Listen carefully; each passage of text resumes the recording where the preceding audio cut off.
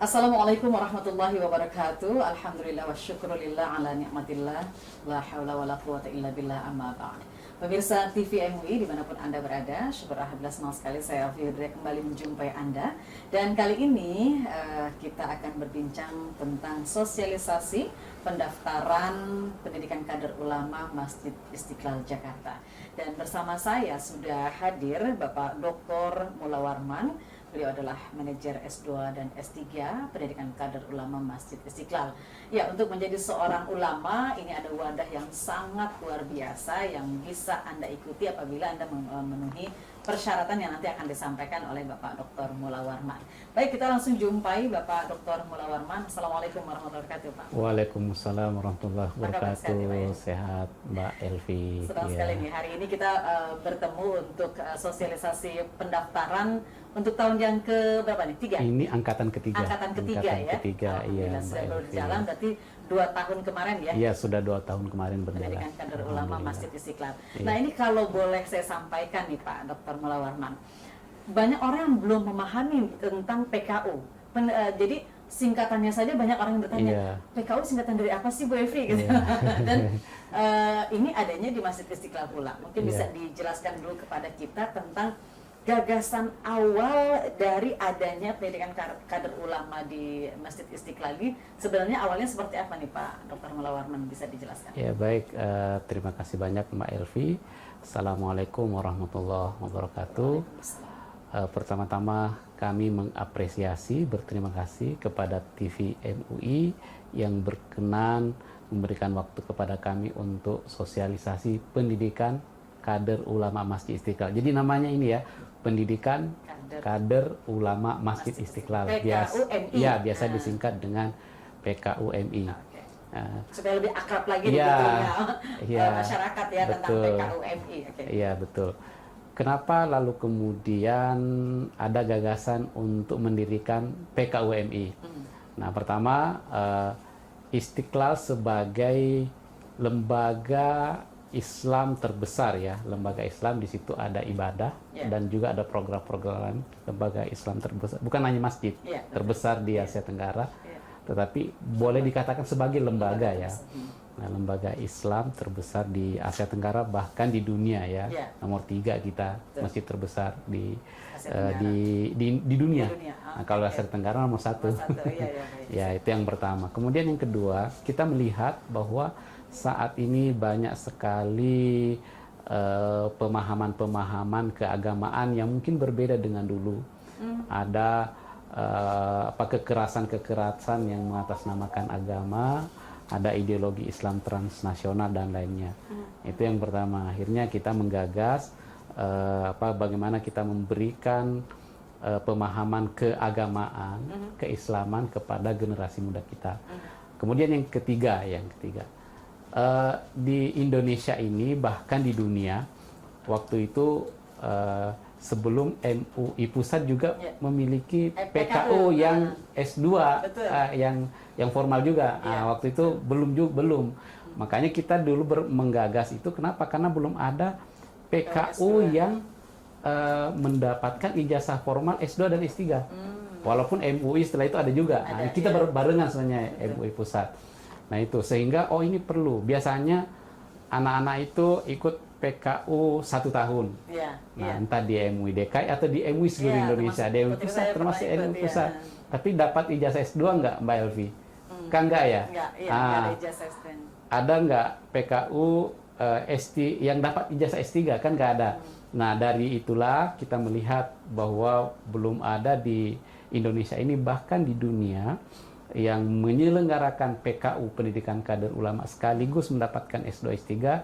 Nah, sehingga kita menginisiasi itu. Kemudian ada satu lagi, Mbak Elvi. Kita juga belum mendapatkan pendidikan kader ulama khusus perempuan. Jadi ulama perempuan. Nah, ulama perempuan.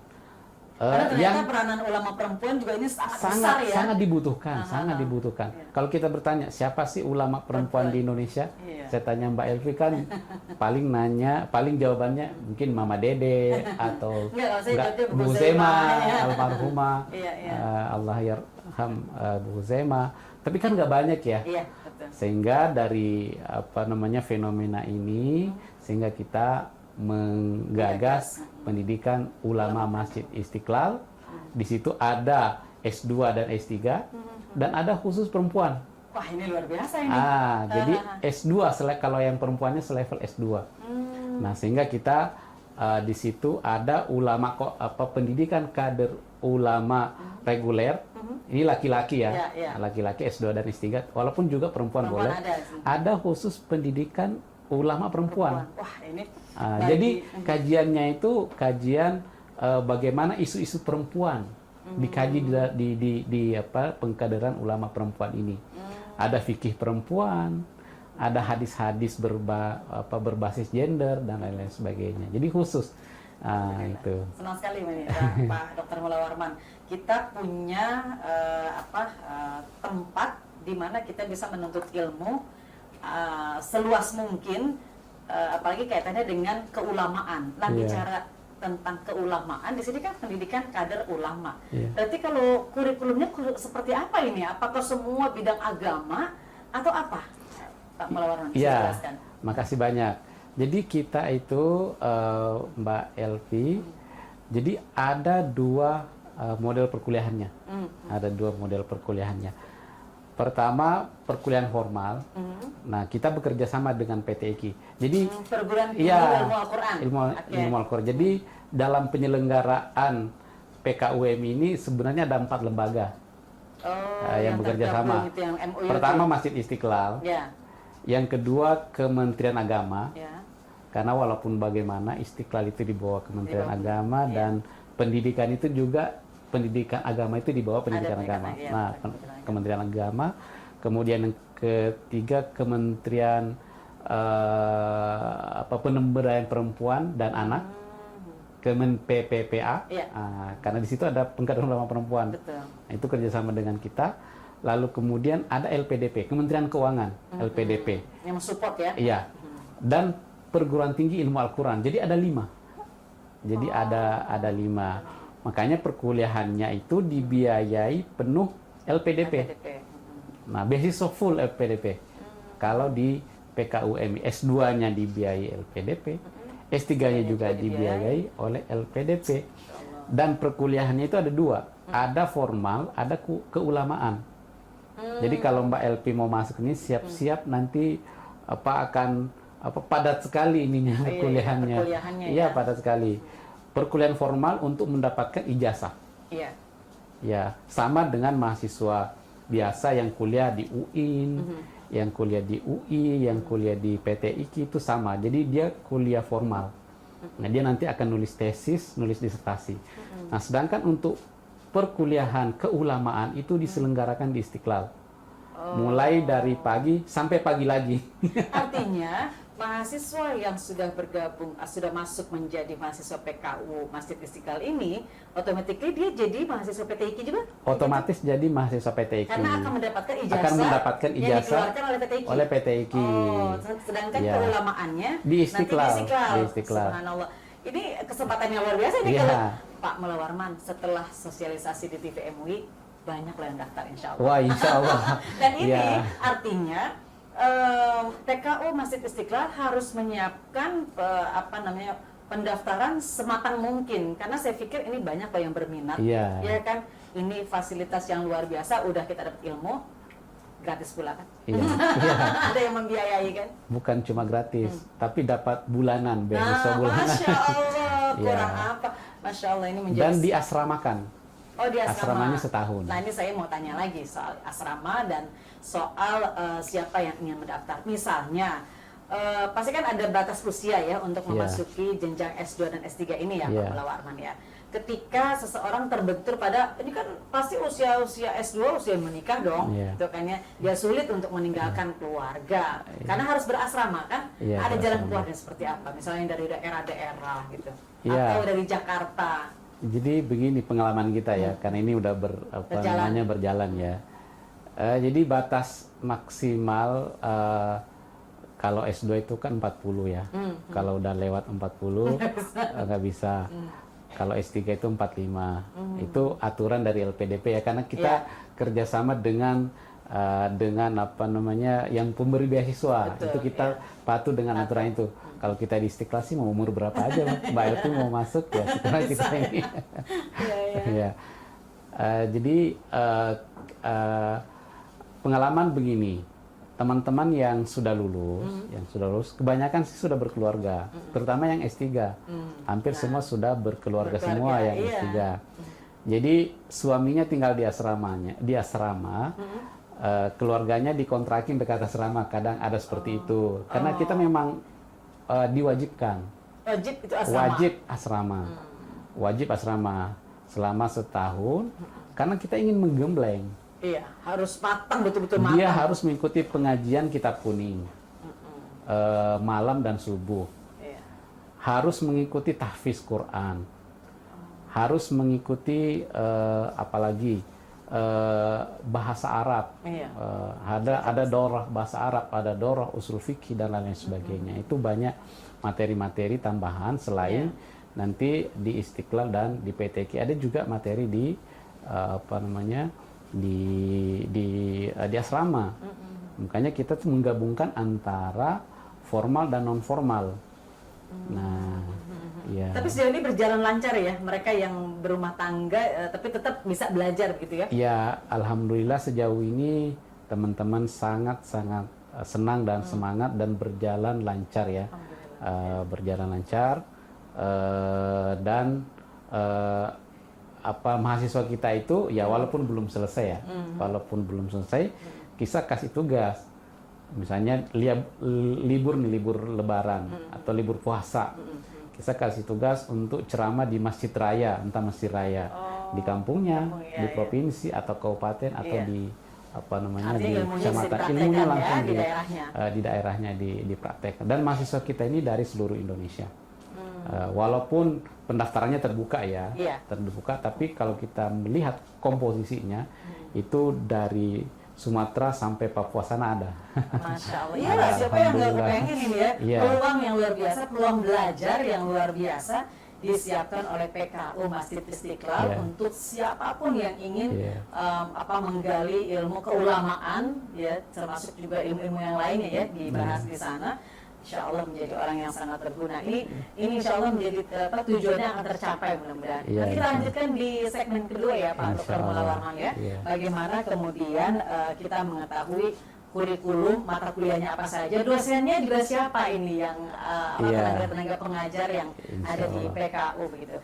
Kalau untuk pertama untuk perkuliahan formal dulu ya. Perkuliahan formal itu karena kita bekerja sama dengan PT IKI. Maka di sana itu program studinya tafsir. Nah, jadi kita arahkan untuk mendalami tafsir ya di PT IKI ya, karena memang di sana program studinya adalah tafsir.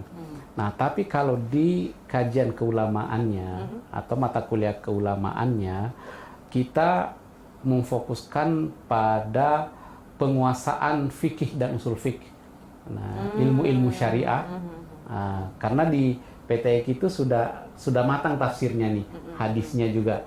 Nah, kita kalau di Istiqlal itu walaupun tidak sepenuhnya ya mata kuliah syariah, tapi kita memperbanyak di situ pengayaan tentang penguasaan ilmu-ilmu syariah.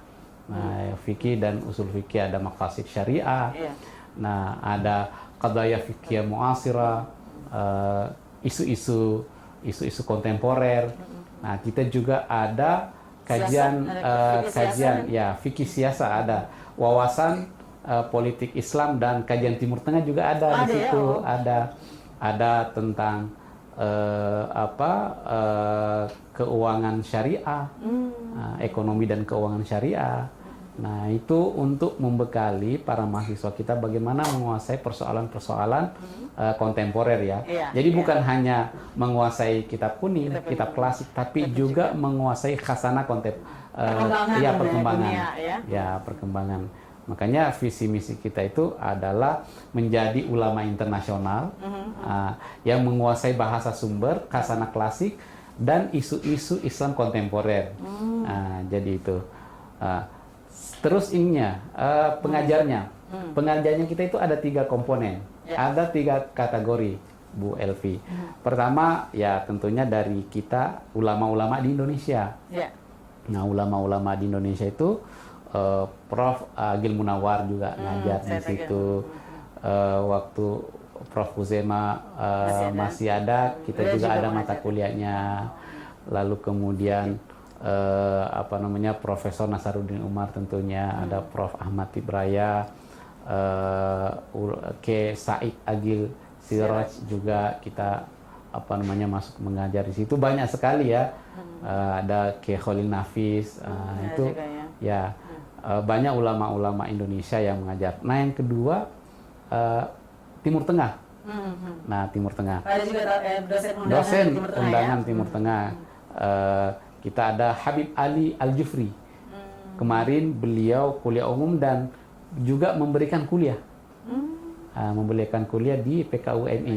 Jadi kita masukkan di silabus secara virtual ya. Jadi udah pernah datang, memberikan kuliah umum, dan nanti memberikan kuliah juga di kelas. Ada Syekh Osama As-Said. Syekh Osama As-Said ini adalah ulama besar di Al-Azhar sekarang, penasihat Presiden Mesir. Dia juga mengajar di situ. Ada dari Aljazair, Abdul Aziz Abbasi, ada dari Maroko. Banyak dosen-dosen kita langsung dari Timur Tengah. Jadi ngajarnya langsung pakai bahasa sumber, bahasa sumber, yaitu bahasa Arab.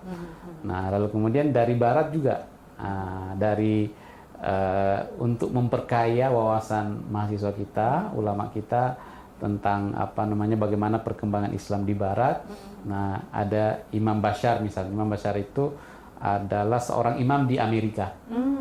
Dia memiliki lembaga Al-Bashir Seminary, Abdul Seminary, juga ngajar di sini.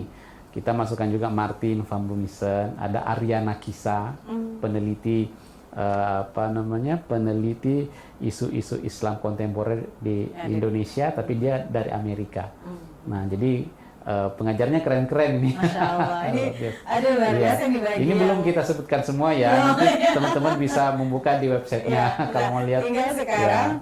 Tapi memang menjadi tujuan menjadi ulama internasional memang harus seperti itu ya. Kita wawasan kita memang wawasan dunia ya, Pak Dr. Maulana Warman. Sekarang masuk ke proses, ini udah penasaran nih pemirsa pasti ini. Bagaimana mekanisme pendaftarannya ini ya?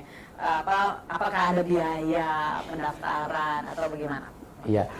Jadi pendaftaran itu kita setiap tahun ada. Setiap tahun ada. Perkuliahannya berapa tahun? Perkuliahannya, perkuliahannya itu S2 itu 2 tahun. 2 tahun. 4 semester. Kalau S3 dia 8 semester. 4 tahun maksimal ya. Maksimal ya. Maksimal. Ya, S2 berarti sama saja dengan yang formal ya, seperti saya duluin itu S2 tahun ya. Sama 2 tahun. Ya. Tapi kalau hanya kuliah formal di UIN, itu nggak ada materi keulamaannya, nggak ada pengkaderannya. Ini kelebihannya di sini kita punya keulamaannya ya. Keulamaannya. Jadi sekalian repot, sekalian apa namanya? Ya, karena kan kuliah fokus kuliah. Iya, betul. Jadi itu. Jadi S2 2 tahun, S3 4 tahun. 8 semester. 8 semester. Okay. Nah, plus ini ada short course. Oh, keluar. Masya Allah. Jadi kita ada 2 target short course, Timur Tengah dan Barat ya. Kalau di Timur Tengah kita sudah MOU dengan Al-Azhar. Al-Azhar kita akan mengirimkan mahasiswa kita Al-Azhar untuk bagaimana menguasai khasanah Islam klasik ya, literatur Islam klasik di Timur Tengah, khususnya di Mesir ya, di Al-Azhar.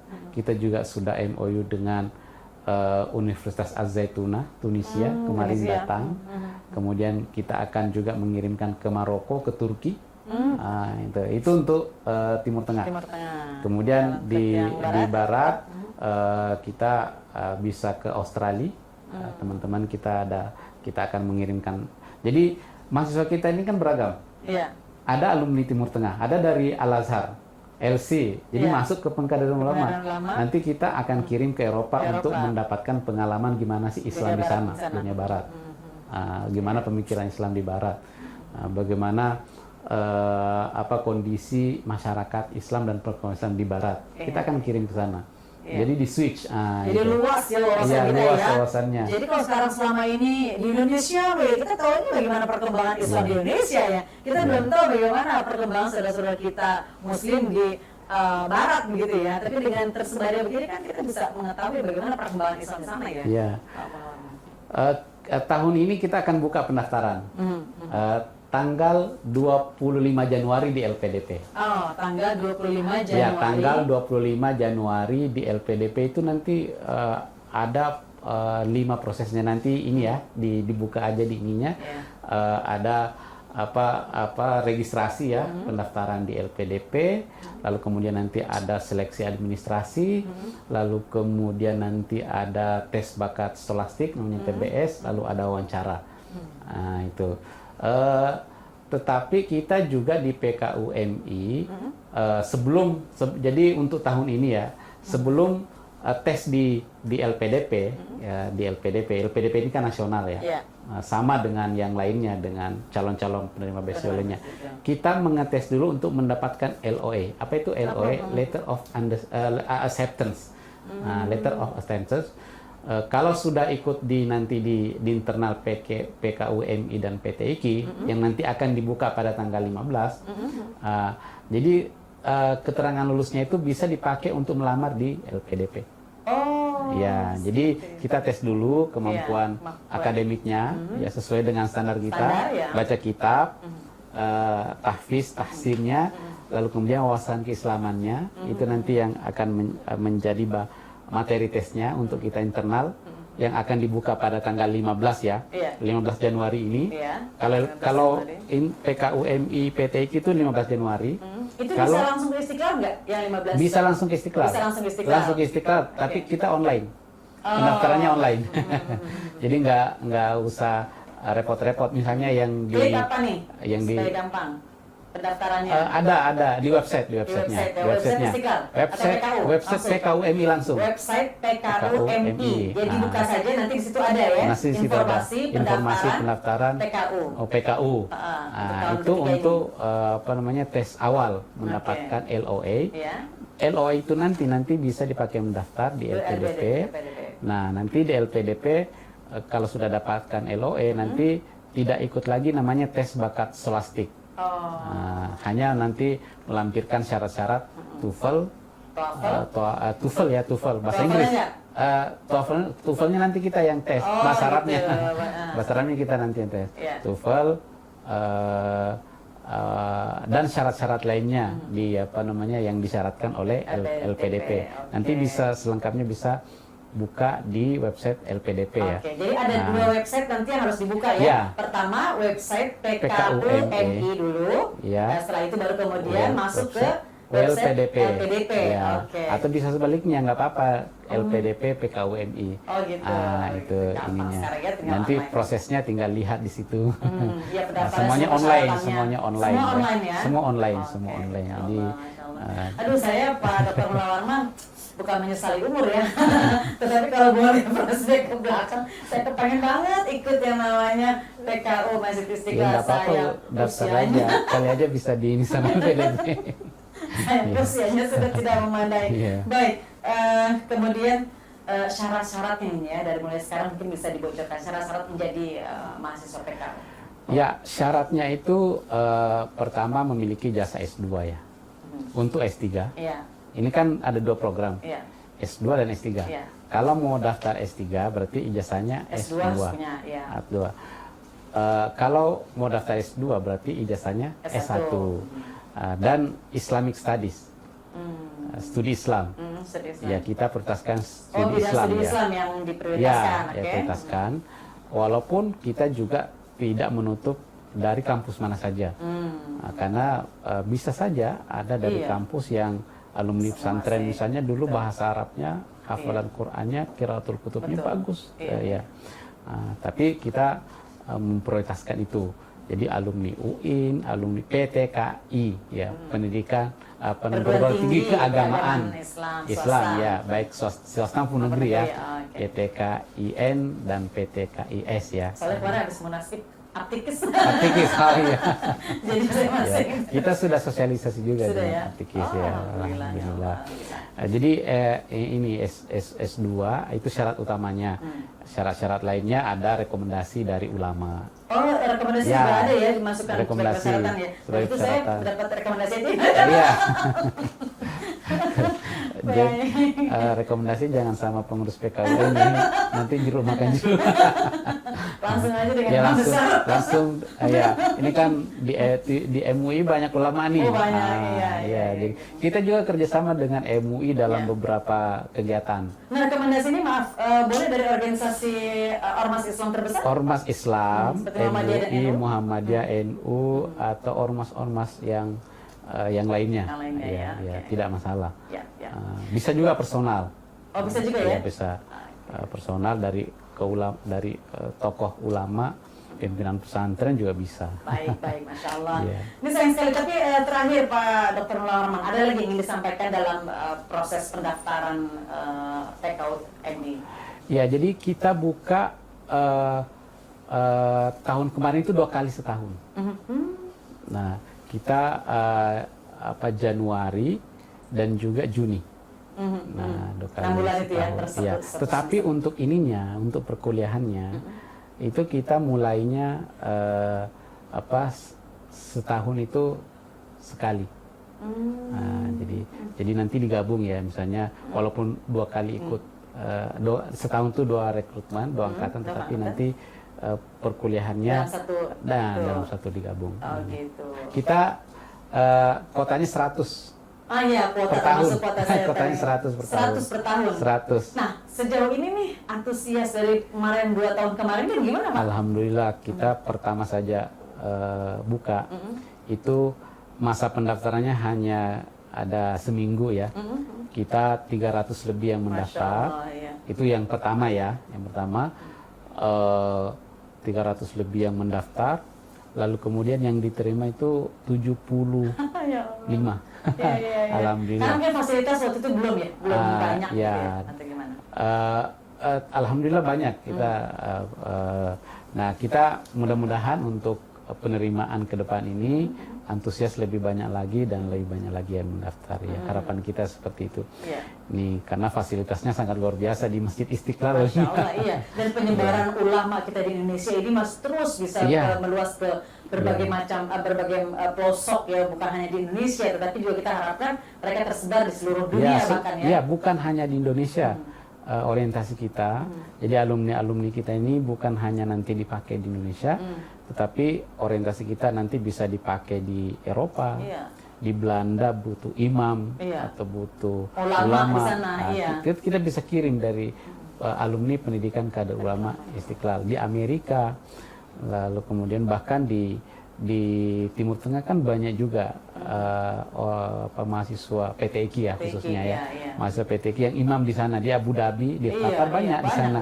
Apalagi kalau sudah di kader di pendidikan kader ulama Masjid Istiqlal. Lebih lengkap lagi keilmuannya. Dan lebih luas lagi pemahaman atau wawasan keulamanya untuk seluruh dunia begitu ya. Karena Islam rahmatan lil alamin, bukan untuk hanya orang Islam atau bukan hanya untuk di Indonesia saja, tetapi seluruh dunia ini harus merasakan betapa Islam itu rahmat buat semuanya begitu ya. Melalui pendidikan kader ulama ini ya kita harapkan banyak ulama-ulama yang tersebar. Amin insya Allah. Terima kasih Pak Dr. Mullah Warman. Kita tentu mendoakan agar pendidikan kader ulama Masjid Istiqlal ini bisa berjalan lancar sesuai dengan apa yang menjadi visi dan misi dari PKU Masjid Istiqlal itu sendiri, dan kita harus dukung, semua pihak ini harus mendukung dengan adanya pendidikan kader ulama Masjid Istiqlal. Segera Anda daftarkan seperti yang tadi sudah disampaikan melalui website PKU Masjid Istiqlal dan juga website LPDP. Baik, terima kasih untuk kebersamaan Anda. Saya Fudria dan juga Bapak Dr. Mullah Warman mengucapkan terima kasih atas perhatian Anda. Insya Allah kita akan lanjutkan kembali perbincangan kita seputar keulamaan perempuan yang menjadi salah satu kurikulum ya dari PKU Masjid Istiqlal. Terima kasih. Wallahul muwaffiq ila aqwamit thoriq. Wassalamualaikum warahmatullahi wabarakatuh. Waalaikumsalam. Terima kasih.